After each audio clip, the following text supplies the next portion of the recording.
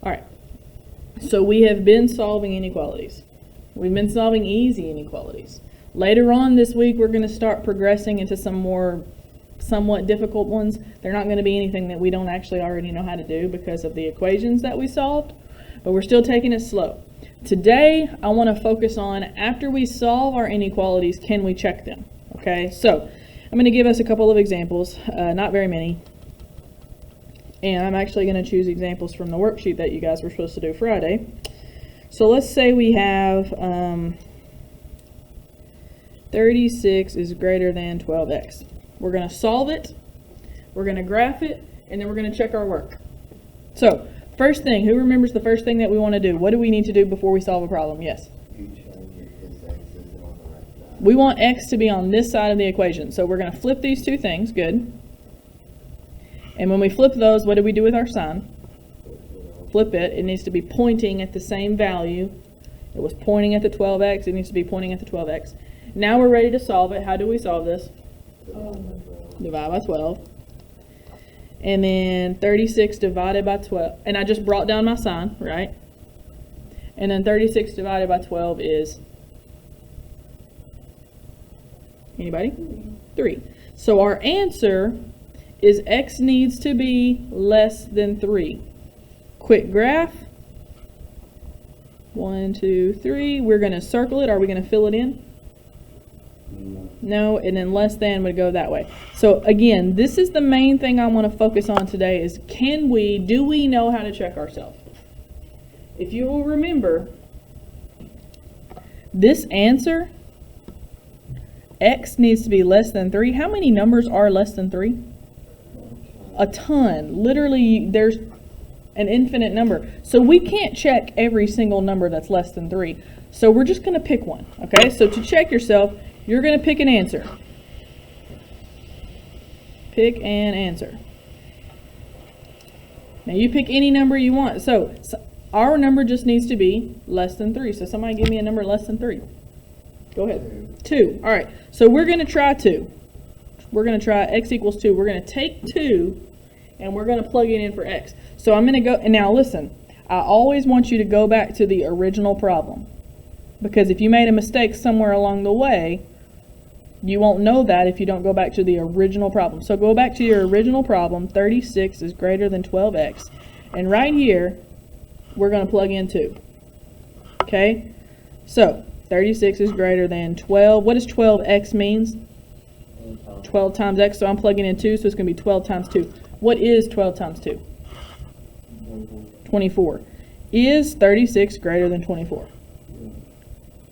36 greater than 24? Yeah. Okay. So that's how you check yourself. You just plug in any number that falls under your category, as long as it was less than 3, and we picked one that was. Plug it in. Make sure when you get finished, this is true. Okay, your last statement, this is a number statement or a number sentence. 36 is less than 24, yes. Okay, like I said, not going to do a whole lot today. I just want to mainly focus on checking ourselves. All right, let's see. Let's try another one. How about negative 4 is greater than or equal to x over negative 2?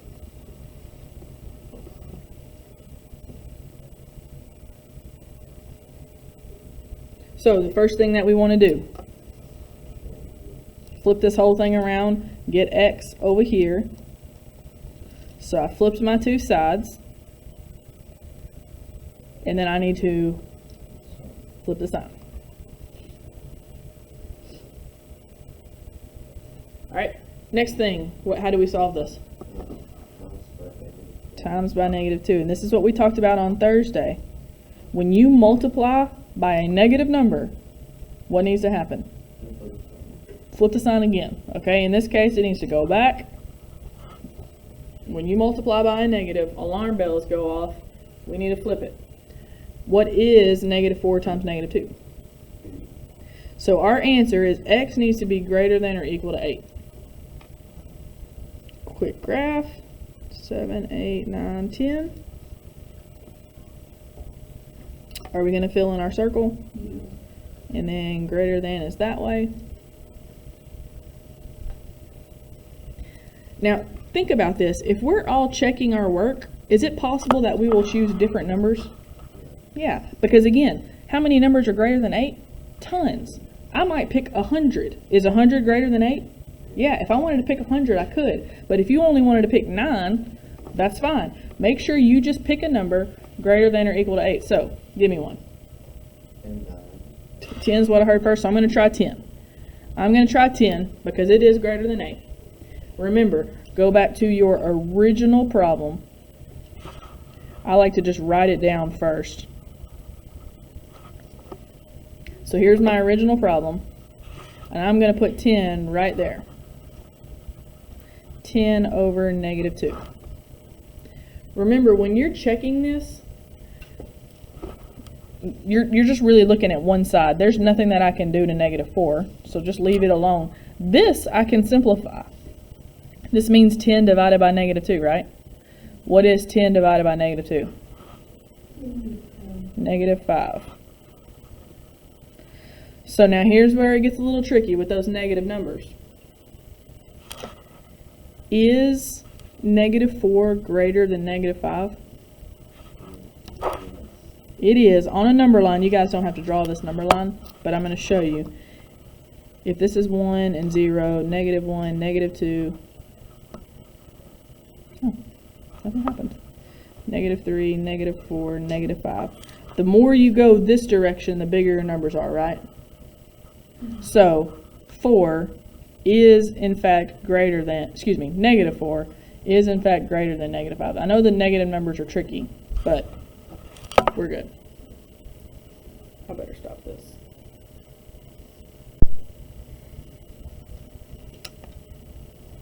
Okay, how about negative 4r is greater than 16?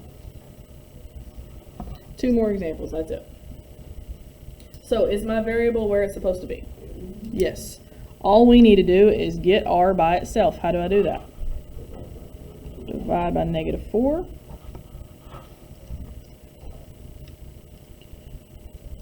I just divided by a negative number, didn't I? So what do I do with my sign? Swap it, flip it. And then ask yourself, or figure out in the calculator, what's 16 divided by negative 4? Should be negative 4. So r must be less than negative 4. On a graph, negative 4, negative 5, negative 6. Remember, your negative numbers go backwards. We're going to circle it, and then that way.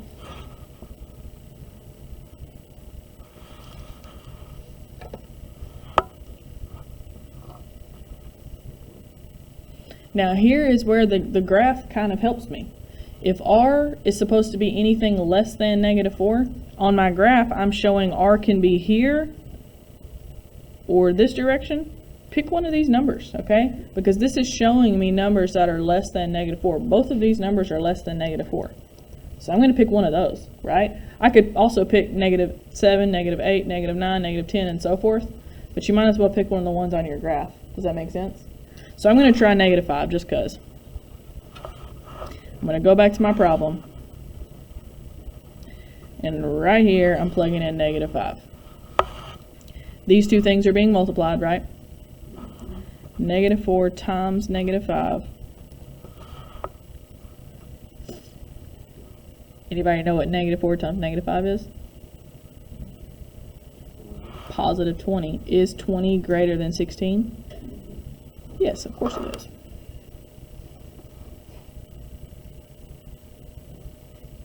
I don't think we need to do another example.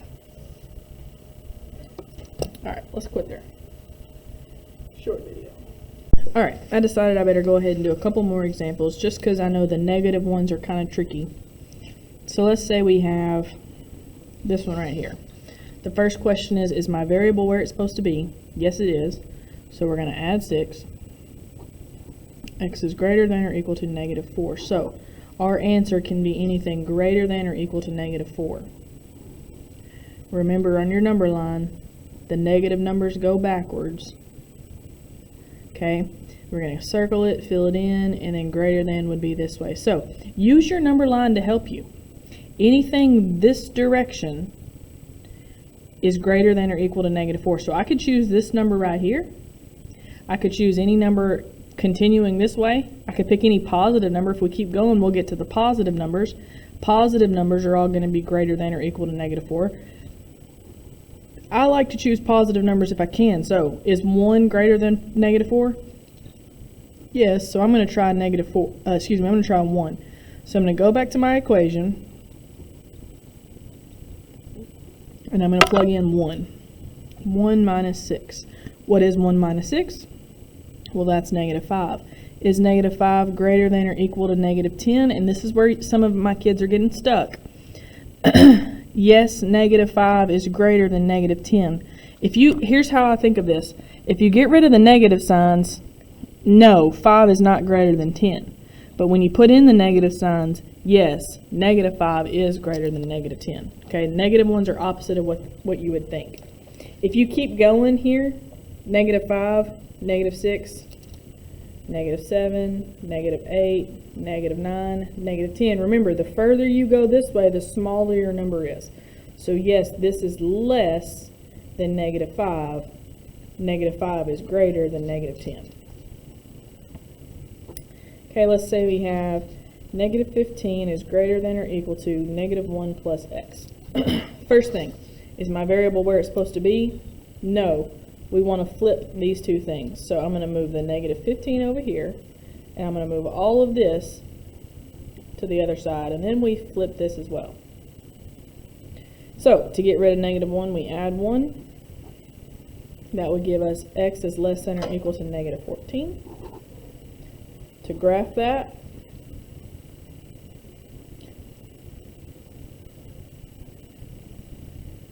so we're going to fill in our circle, and then less than would be this way.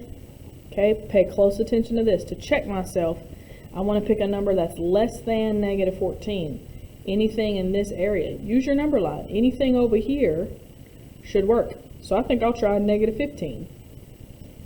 I'm going to try -15. So I'm going to go back to the original problem,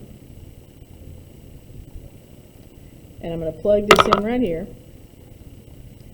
-1 plus plus -15. -1 plus -15 is -16.